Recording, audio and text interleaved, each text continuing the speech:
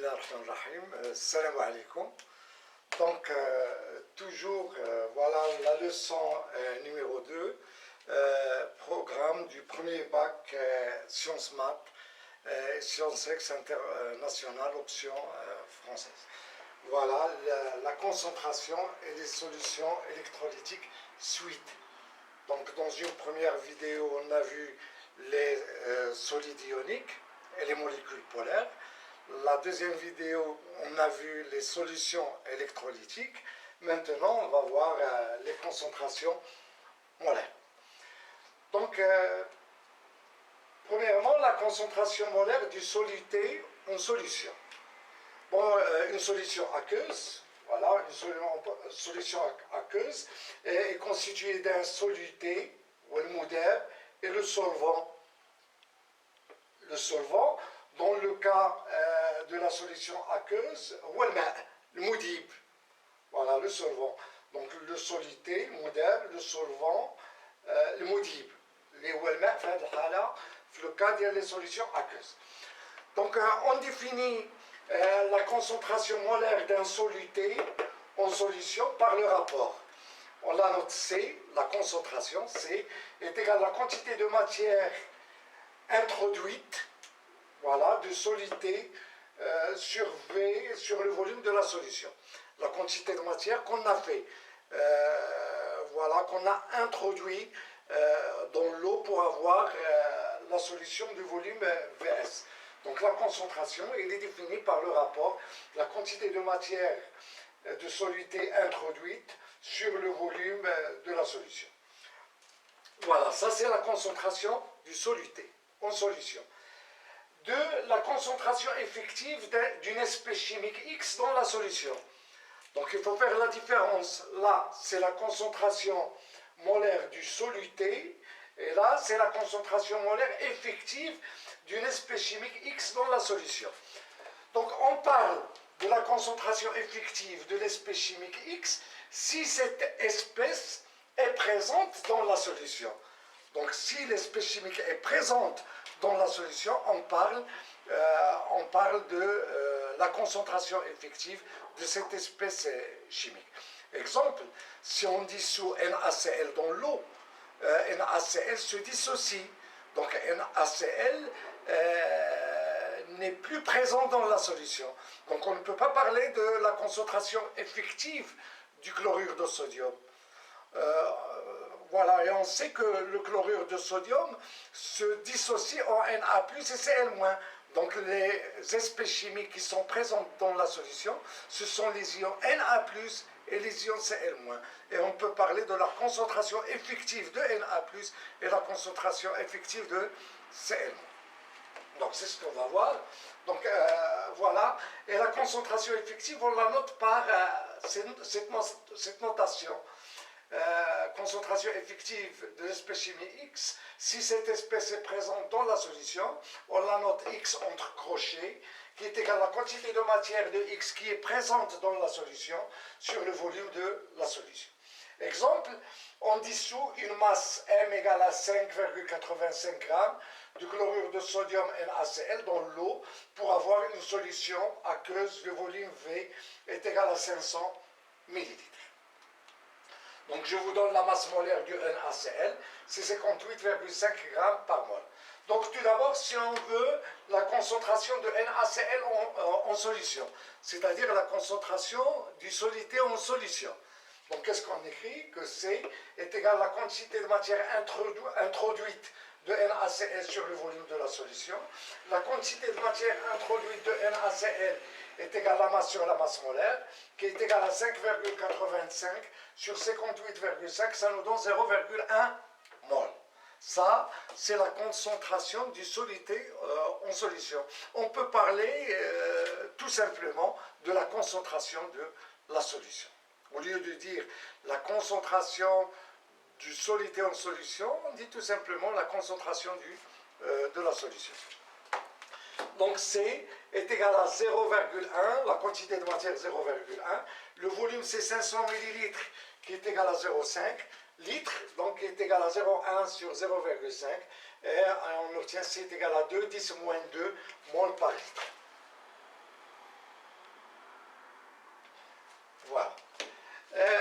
Maintenant, pour l'équation de la réaction de dissolution de NaCl dans l'eau, on sait que NaCl se dissocie complètement dans l'eau. Donc on a NaCl dans l'eau, ça nous donne Na plus aqueux et Cl moins aqueux. Ça, c'est la formule chimique de la solution aqueuse du chlorure de sodium. Donc dans la solution, il n'y a plus de NaCl. Donc on ne peut pas parler de la concentration effective de NaCl. En revanche, on peut parler de la concentration effective de Na plus et de Cl moins. Donc on écrit que la concentration effective, lorsqu'on utilise ce Na plus entre crochets, ça veut dire la concentration effective de Na plus aqueux est égale à la quantité de matière de Na plus présente dans la solution sur le volume de la solution. La quantité de matière de Na plus présente dans la solution, donc NaCl se dissocie pour donner Na plus et Cl moins. Si on a une mole de NaCl, on obtient une mole de Na plus. Si on a 2 moles de NaCl, on obtient 2 moles de Na plus et 2 moles de Cl moins. Ça veut dire que la quantité de matière de NaCl présente dans la solution est égale à la quantité de matière introduite de NaCl. Donc voilà, puisque la quantité de matière de Na plus est égale à la quantité de matière introduite de NaCl, on remplace là de NaCl, Na plus aqueux par N introduit de NaCl, on obtient C qui est égal, voilà, Ni de NaCl sur Vs, et on obtient C. Donc ça veut dire que la concentration de Na plus est égale à C, est égale à 2,10 moins 2 mol par litre. De la même façon, la concentration de Cl- effective est égale à la quantité de matière de Cl- présente dans la solution sur le volume de la solution. La quantité de matière de NaCl de Cl- est égale à la quantité de matière introduite de NaCl. Donc on obtient la concentration de Cl- est égale aussi, C est égal à 2,10 moins 2 mol par litre. Un autre exemple.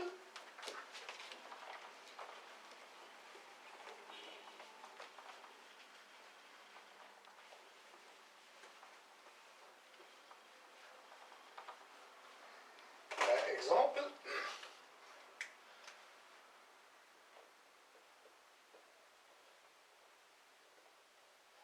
On dissout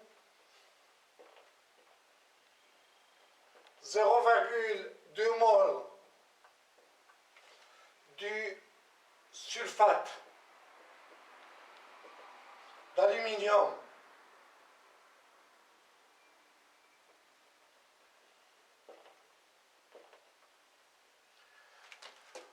dans l'eau, Al2 SO4 3 fois, dans l'eau, pour avoir voilà un volume V est égal par exemple à 200 ml de la solution aqueuse.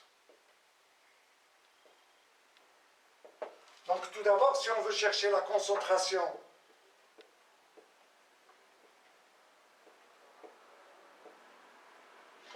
de Al2, voilà Al2SO4, voilà du chlorure, du sulfate d'aluminium, il vaut mieux du sulfate d'aluminium en solution. Voilà, il suffit d'écrire que C est égal à la quantité de matière de Al2 SO4 sur le volume de la solution. Ça, c'est la quantité de matière introduite. Et ça, c'est égal, C est égal à 0,2 sur 200 ml, c'est 0,2 litres. Donc C est égal à 1 mol par litre. Donc pour les concentrations effectives de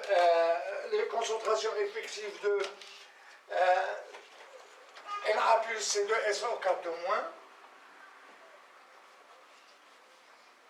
donc l'équation de la réaction, on a de dissociation Al2SO4 3 fois dans l'eau, H2O, ça nous donne 2Al3 plus Aq plus 2SO4 de moins Aq.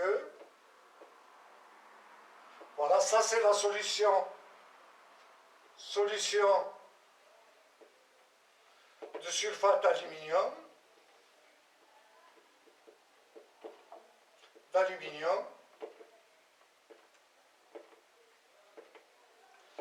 Donc dans la solution, il n'y a plus de sulfate d'aluminium, mais il y a les ions Al3+, et les ions SO4 de moins. Donc la concentration effective de Al3+ Aq, puisqu'on a la 2, le coefficient stoichiométrique c'est 2, donc la concentration effective de Al3+ est égale à 2C. Pourquoi? Parce qu'une mole de Al2SO4 3 fois donne 2 moles de Al3+. Donc si on a la quantité de matière de Al2SO4 3 fois c'est N introduite, la quantité de matière Al3+ présente, ça sera 2 fois N introduite de Al2SO4 3 fois. Voilà, ça est égal à la quantité de matière de Al3+ sur le volume de la solution. La quantité de matière de Al3+ est égale à 2 fois la quantité de matière de Al2, voilà, est égale à 2 fois la quantité de matière introduite de Al2SO4 3 fois sur Vs. Donc la concentration de Al3+ Aq est égale à 2C. Et la concentration de SO4 de moins Aq est égale à 3C.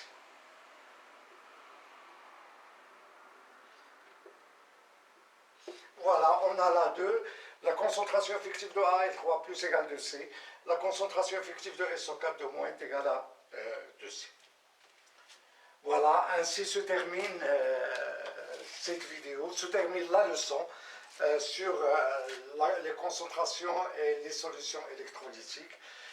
Voilà, et si vous aimez le contenu de cette vidéo, faire j'aime, partager la vidéo et s'abonner à la chaîne.